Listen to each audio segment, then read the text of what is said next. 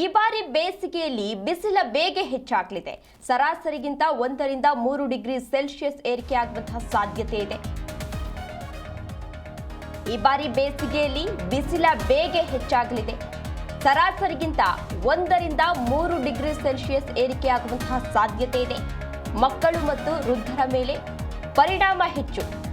ಉಷ್ಣಾಂಶ ಹೆಚ್ಚಳದ ಬಗ್ಗೆ ತಜ್ಞರು ಈಗಾಗಲೇ ಮುನ್ಸೂಚನೆಯನ್ನ ನೀಡಿದ್ದಾರೆ. ಫೆಬ್ರವರಿ ಕೊನೆ ಅಥವಾ ಮಾರ್ಚ್ ತಿಂಗಳಲ್ಲಿ ಬಿಸಿಲು ಹೆಚ್ಚಾಗುವಂತಹ ಸಾಧ್ಯತೆ ಇದೆ ಎಂದು ತಜ್ಞರು ಕೆಲವೊಂದಷ್ಟು ಮಾಹಿತಿಯನ್ನು ಹಂಚಿಕೊಂಡಿದ್ದಾರೆ. ಲಾನಿನ ಪರಿಣಾಮ ದುರ್ಬಲವಾಗ್ತಾ ಇರುವಂತಹ ಕಾರಣ ಬೇಸಿಗೆಯಲ್ಲಿ ಹೆಚ್ಚಾಗಲಿದೆ ಬಿಸಿಲ ಬೇಗೆ. ಲಾನಿನ ಪ್ರಭಾವ ಇಳಿಯುತ್ತಿರುವಂತಹ ಹಿನ್ನೆಲೆಯಲ್ಲಿ ಈ ಬಾರಿ ಬೇಸಿಗೆ ಬಿಸಿಲು ಹೆಚ್ಚಾಗುವಂತಹ ಸಾಧ್ಯತೆ ಇದೆ.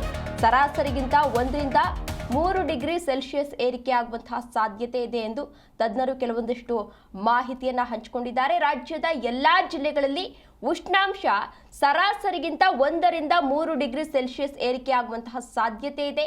ಲಾನಿನ ಪರಿಣಾಮ ದುರ್ಬಲ ಆಗ್ತಾ ಇರುವಂತಹ ಕಾರಣ ಮಳೆ ಮತ್ತು ತಂಪು ವಾತಾವರಣ ಕಡಿಮೆಯಾಗಿ ಬಿಸಿಲಿನ ಪ್ರಭಾವ ಹೆಚ್ಚಾಗಲಿದೆ. ಇದರಿಂದ ಉಷ್ಣಾಂಶವು ಏರಿಕೆ ಆಗಲಿದೆ. ಇನ್ನು ಬೇಸಿಗೆ ಬಿಸಿಲು ಎಷ್ಟರ ಮಟ್ಟಿಗೆ ಹೆಚ್ಚಾಗಿರುತ್ತದೆ ಎನ್ನುವ ಅಂದಾಜು ಈಗಾಗಲೇ ಕೆಲವು ಜಿಲ್ಲೆಗಳಲ್ಲಿ ಕಳೆದ ಬಾರಿಗಿಂತ ಹೆಚ್ಚಿನ ಉಷ್ಣಾಂಶ ಈಗಾಗಲೇ ದಾಖಲಾಗಿದೆ.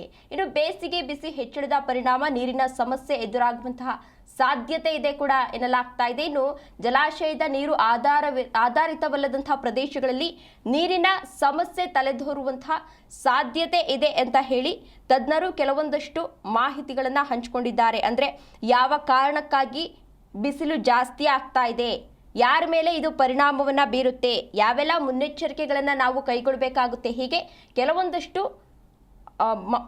ವಿಚಾರವನ್ನ ಕೂಡ ಈಗಾಗಲೇ ತಜ್ಞರು ಹಂಚಿಕೊಂಡಿದ್ದಾರೆ. ಫೆಬ್ರವರಿ ಕೊನೆ ಅಥವಾ ಮಾರ್ಚ್ನಲ್ಲಿ ಬಿಸಿಲ ಬೇಗೆ ಹೆಚ್ಚಾಗುವಂತಹ ಸಾಧ್ಯತೆ ಇದೆ. ಈ ಬಿಸಿಲು ಜಾಸ್ತಿ ಆಗ್ತಾ ಇರೋದ್ರಿಂದ ವಾತಾವರಣ ತುಂಬಾ ಉಷ್ಣದಲ್ಲಿ ಇರುತ್ತೆ. ಜೊತೆಗೆ ನೀರಿಗೂ ಕೂಡ ಅಭಾವ ಆಗುವಂತಹ ಪರಿಸ್ಥಿತಿ ಎದುರಾಗುವಂತಹ ಸಾಧ್ಯತೆ ಕೂಡ ಇದೆ.